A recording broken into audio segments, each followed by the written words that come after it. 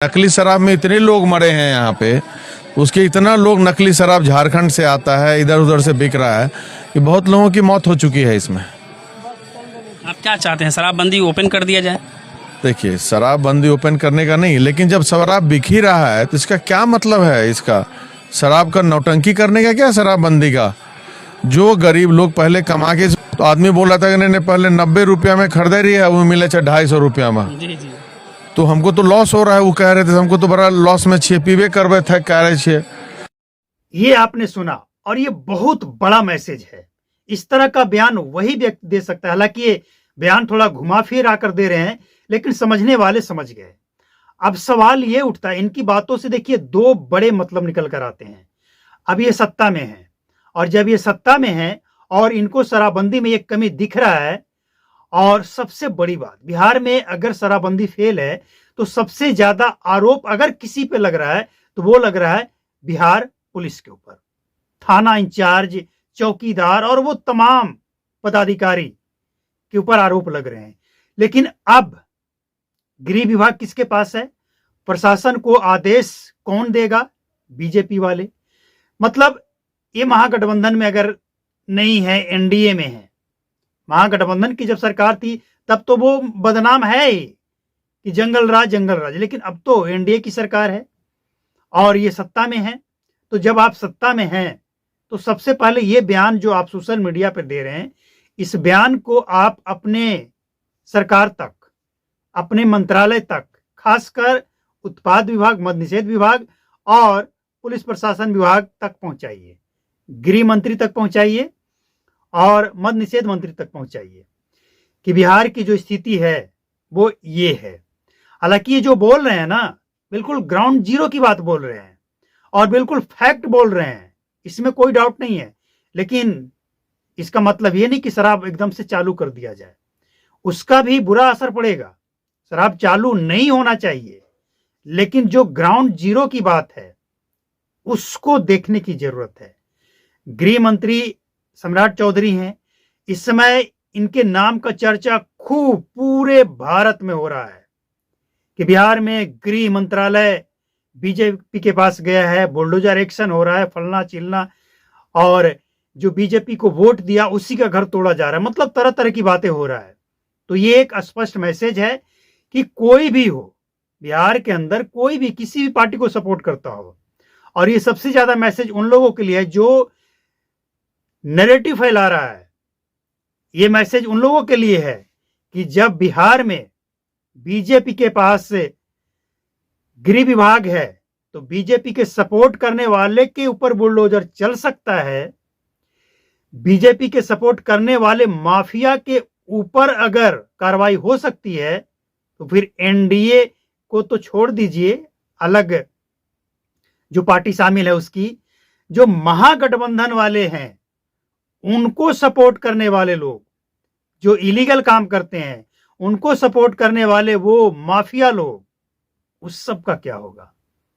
उन लोगों का क्या होगा? ये मैसेज है, और ये मैसेज स्पष्ट है, बिल्कुल साफ सुथरी मैसेज है कि बिहार में अब 400 माफियाओं का लिस्ट बनाया गया, जिसमें शराब माफिया भी है।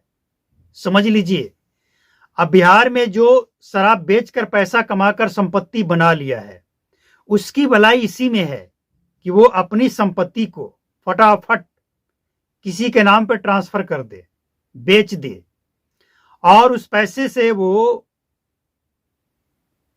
जो करना है कर ले, लेकिन अपने नाम से वो हटा दे, वरना वो संपत्ति जब्त हो जाएगी, सरकारी खजाना बन जाएगा।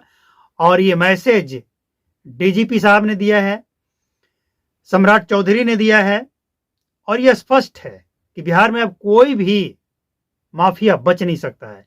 तो अगर माफिया नहीं बचेगा तो फिर शराब माफिया भी नहीं बचेगा, और जब शराब माफिया नहीं बचेगा तो शराब बंद हो जाएगा, एकदम से बंद हो जाएगा।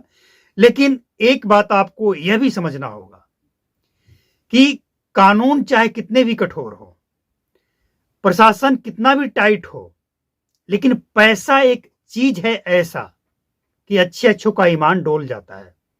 प्रशासन में बैठे लोग क्या वो ईमानदार नहीं है? फिर भी उनका ईमान डोलता है कमीशन के लिए शराब बेचवाते हैं, पकड़ते हैं, पीछे से वो फिर उसी के पास चला जाता है। ये सब पैसे का खेल है। चाहे कितना भी कठोर कानून हो, कितनी भी कठोरता से कार्रवाई हो रही हो। अब देखिए उत्तर प्रदेश में क्या कहा जाता है कि कानून व्यवस्था एकदम टाइट है, वहां क्राइम नहीं हो रहा है। हो रहा है, वहां भी हो रहा है, मतलब हर जगह होगा, एकदम से रोका नहीं जा सकता इसे। लेकिन क्राइम होने के बाद जो एक्शन होता है वो सवाल खड़े करता है सरकार के ऊपर। अगर एक्शन में लापरवाही है तो सरकार प्रशासन की लापरवाही है, और अगर फटाक से एक्शन हुआ तो मतलब साफ है कि सरकार एकदम से टाइट है, प्रशासन विभाग टाइट है। तो अगर बिहार में शराबबंदी जमीन पे ग्राउंड जीरो पे फेल है और जो कि सच्चाई है, तो सरकार को कम से कम इस बात की समीक्षा करनी चाहिए कि वो कौन लोग हैं जो बिहार में शराबबंदी को फेल करके एकदम से सरकार को बदनाम कर दिया। और ये सवाल तब इसलिए खड़े होते हैं ना कि 10 साल हो गए भैया, आप ये भी नहीं कह सकते, कह रहे अभी अभी तो शराबबंदी हुई है, थोड़ा समय लगेगा, थोड़ा समय दीजिए। अब ये सवाल और ये जवाब बचा ही नहीं है करने और कहने के लिए। अब तो डायरेक्ट लोग रिजल्ट देखना चाहते हैं कि अब 10वीं बार मुख्यमंत्री बने हैं, गृह विभाग बीजेपी के पास है, तो बिहार में शराब बंद होगा या चालू होगा। देखिए बिहार की जनता 100 बात की एक बात, बिहार की जनता ये जानना चाहती है कि बिहार में शराब चालू होगा या सख्ती से बंद होगा। और ये दोनों ही सवाल के जवाब अभी तक एकदम कन्फर्म किसी पार्टी के कोई बड़ा लीडर दिया नहीं है, और अगर दिया भी है तो अभी तक जमीन पे दिखा नहीं है। देखिए जब कैबिनेट का गठन हो जाता है, विभाग का बंटवारा हो जाता है, और इसके बाद जिस मंत्री को जो विभाग मिला उस मंत्रालय का समीक्षा बैठक होता है, और इसके बाद जो निर्णय निकल कर आता है, जो फैसलाएं की जाती है, उससे ये स्पष्ट हो जाता है कि इनका अगला कदम क्या होगा, अगला ये क्या कुछ करने वाले हैं, इनके भूमिका क्या होने वाला है। लेकिन अभी तक बिहार में कितने डीजीपी आए और गए, कितने उत्पाद विभाग के मंत्री आए और गए, कितने नहीं, यहाँ पे गृह विभाग देखने वाले एक अकेले नीतीश कुमार ही थे जब से वो बिहार में सत्ता संभाले हैं। पहली बार बीजेपी के पास गया है, तो आए और गए, लेकिन स्थिति वहीं का वहीं दिखा।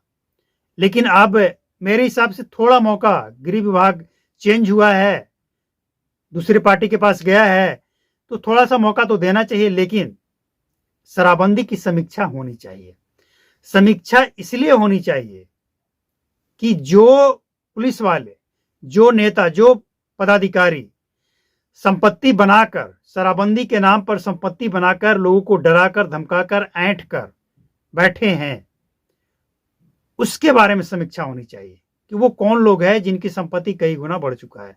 और पीने वाले के ऊपर जब हम ये कहते हैं ना कि पीने वाले को मत पकड़िए, पीने वाले से जानकारी लेकर बेचने वाले को पकड़िए, तो लोग कमेंट में कुछ लोगों ने कहा है कि जो लोग चोरी छुपे पकड़ रहे हैं, मतलब पी रहे हैं और खरीद रहे हैं, वो पुलिस को जाकर थोड़ी बताएंगे।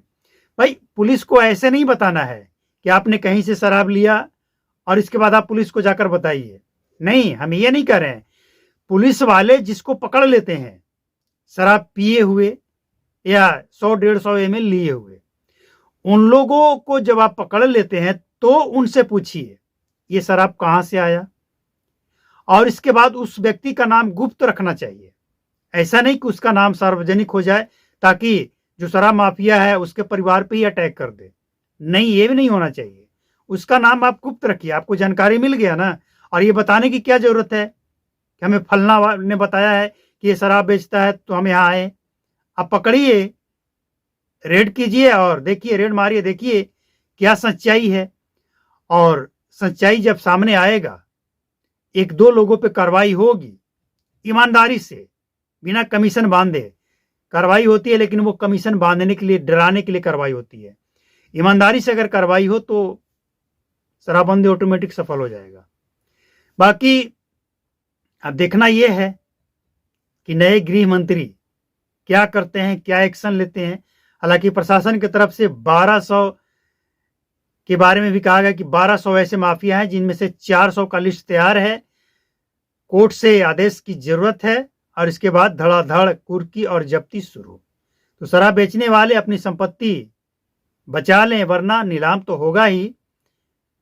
जो सामने आएंगे और जब जनता के सामने ये निकल कर आएगा कि किस पार्टी के किस लोगों ने इन लोगों को संरक्षण दे रखा,